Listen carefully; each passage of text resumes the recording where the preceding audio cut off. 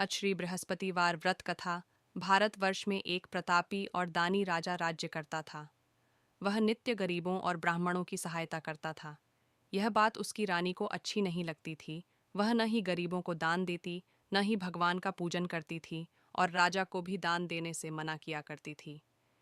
एक दिन राजा शिकार खेलने वन को गए हुए थे, तो रानी महल में अकेली थी।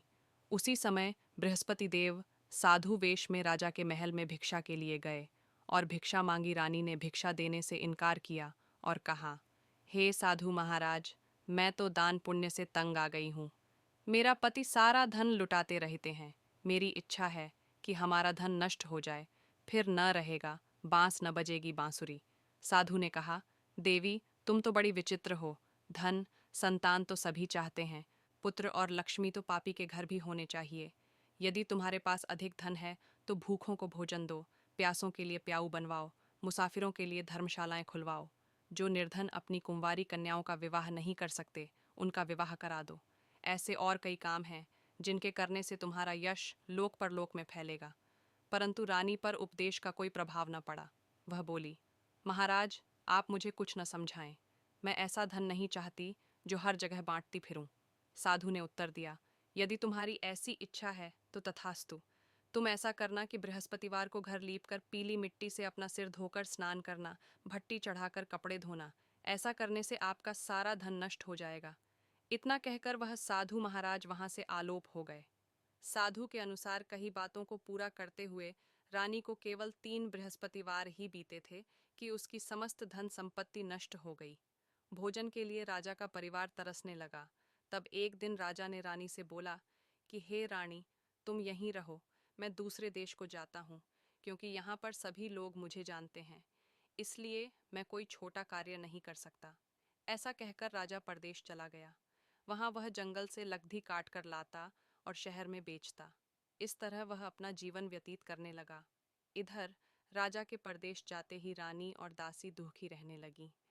एक बार जब रानी और दासी को 7 दिन तक बिना भोजन के रहना पड़ा, तो रानी ने अपनी दासी से कहा, हे दासी, पास ही के नगर में मेरी बहन रहती है। वह बड़ी धनवान है। तू उसके पास जा और कुछ ले आ, ताकि थोड़ी बहुत गुजर बसर हो जाए। दासी रानी की बहन के पास गई। उस दिन गुरुवार था और रानी की बहन उस समय बृहस्पतिवार व्रत की कथा सुन रही थी। दासी ने रानी की बहन को अपनी रानी का संदेश दिया, लेकिन रानी की बड़ी बहन ने कोई उत्तर नहीं दिया। जब दासी को रानी की बहन से कोई उत्तर नहीं मिला, तो वह बहुत दुखी हुई और उसे क्रोध भी आया। दासी ने वापस आकर रानी को सारी बात बता दी। सुनकर रानी ने अपने भाग्य को कोसा।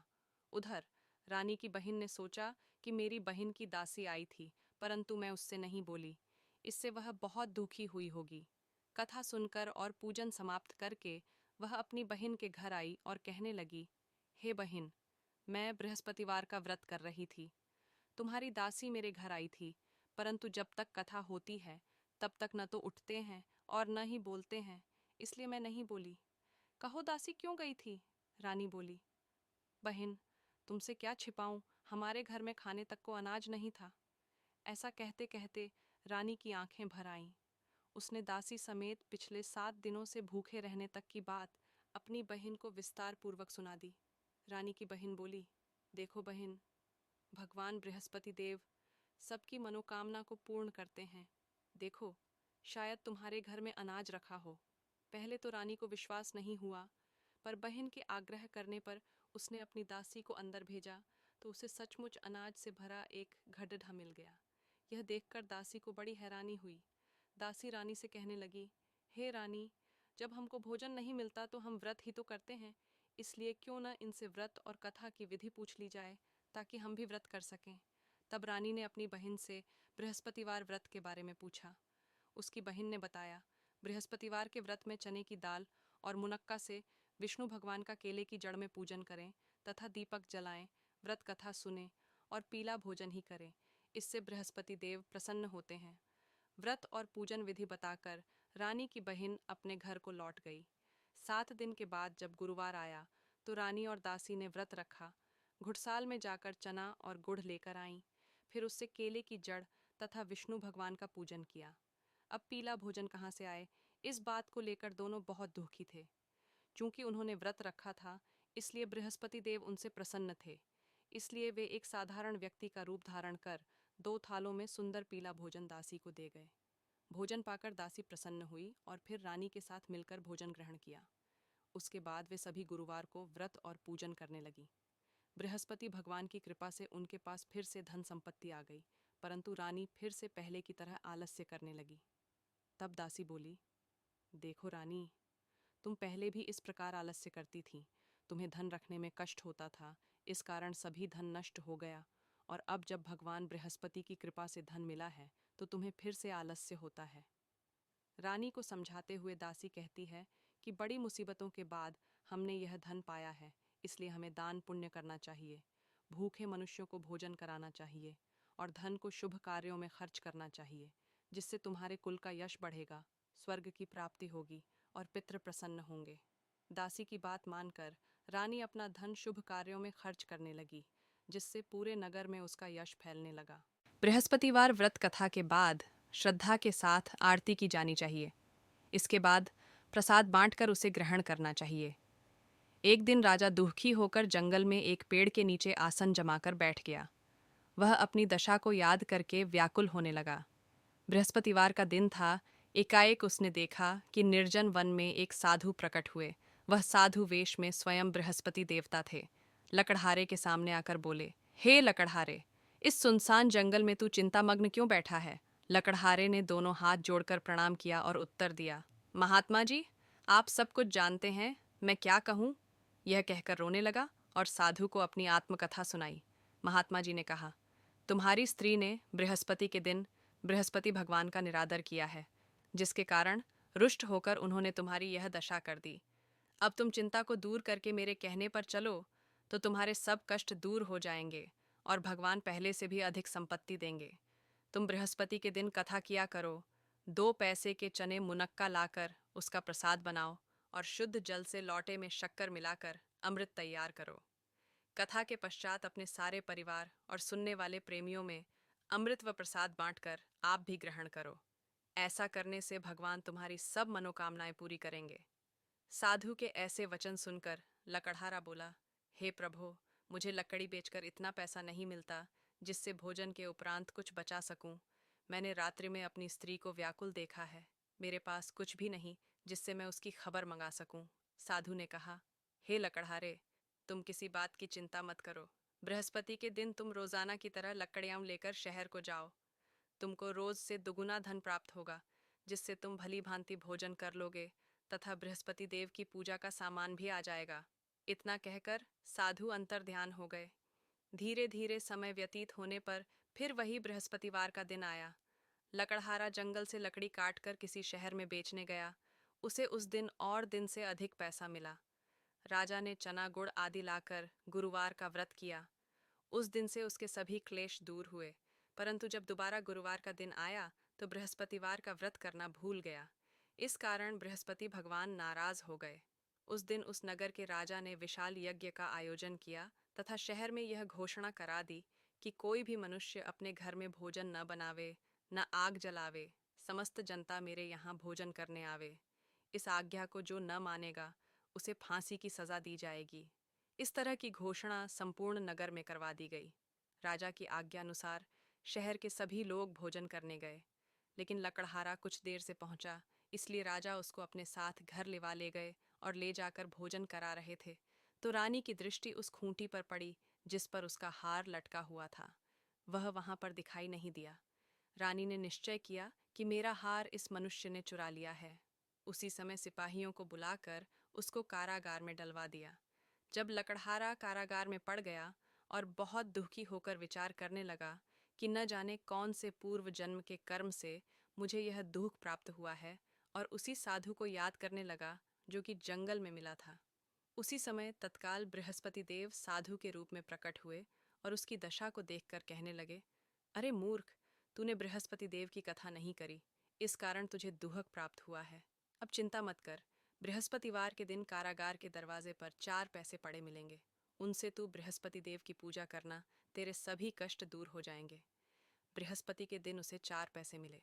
लकड़हारे ने कथा कही उसी रात्रि को बृहस्पति देव ने उस नगर के राजा को स्वप्न में कहा, हे राजा, तुमने जिस आदमी को कारागार में बंद कर दिया है वह निर्दोष है। वह राजा है, उसे छोड़ देना।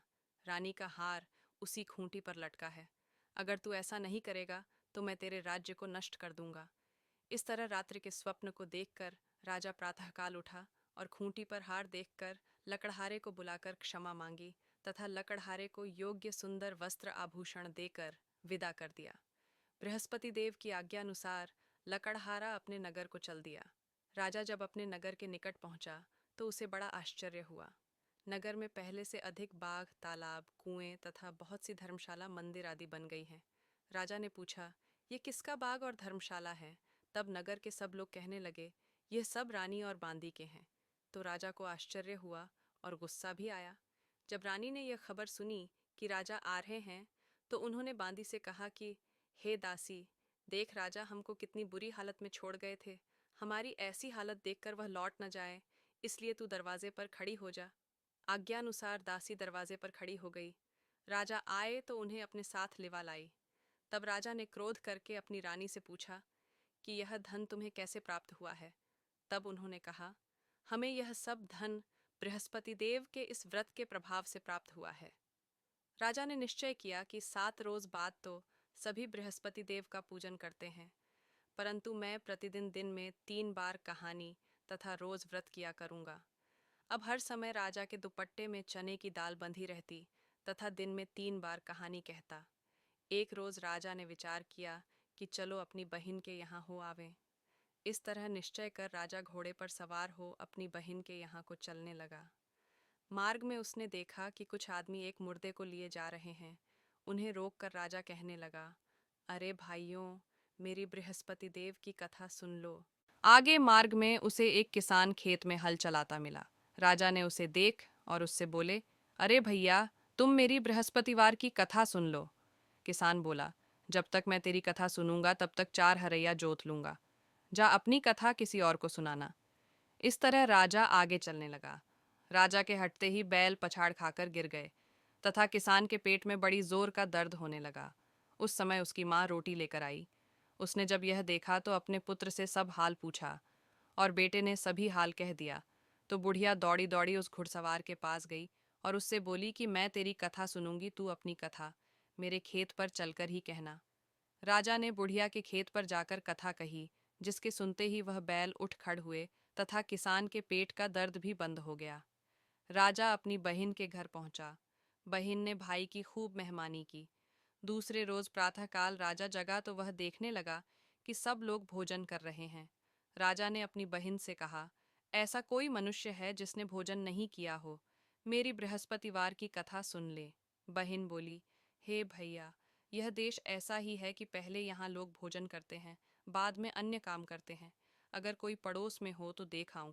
वह ऐसा कहकर देखने चली गई, परंतु उसे कोई ऐसा व्यक्ति नहीं मिला जिसने भोजन न किया हो। अतः वह एक कुम्हार के घर गई जिसका लड़का बीमार था।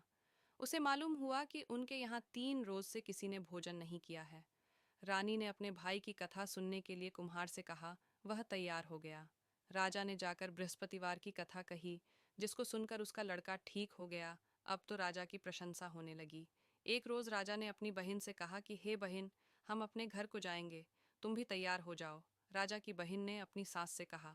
सास ने कहा, हाँ चली जा, परंतु अपने लड़कों को मत ले जाना, क्योंकि तेरे भाई के कोई औलाद नहीं है। बहन ने अपने भैया से कहा, हे भैया, मैं तो चलूंगी, पर कोई बालक नहीं जाएगा। राजा बोला, जब कोई बालक नहीं चलेगा तब तुम ही क्या करोगी? बड़े दुखी मन से राजा अपने नगर को लौट आया। राजा ने अपनी रानी से कहा, हम निर्वंशी हैं, हमारा मुंह देखने का धर्म नहीं है और कुछ भोजन आदि नहीं किया। रानी बोली, हे प्रभो, बृहस्पति देव ने हमें सब कुछ दिया है, वह हमें औलाद अवश्य देंगे।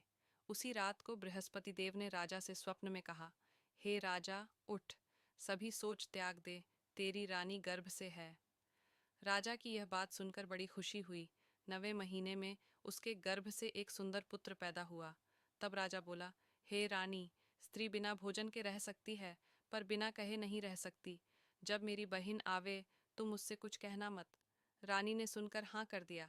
जब राजा की बहन ने यह शुभ समाचार सुना तो वह बहुत खुश हुई तथा बधाई लेकर अपने भाई के यहाँ आई। तभी रानी ने कहा, घोड़ा चढ़कर तो नहीं आई, गधा छड़ी आई।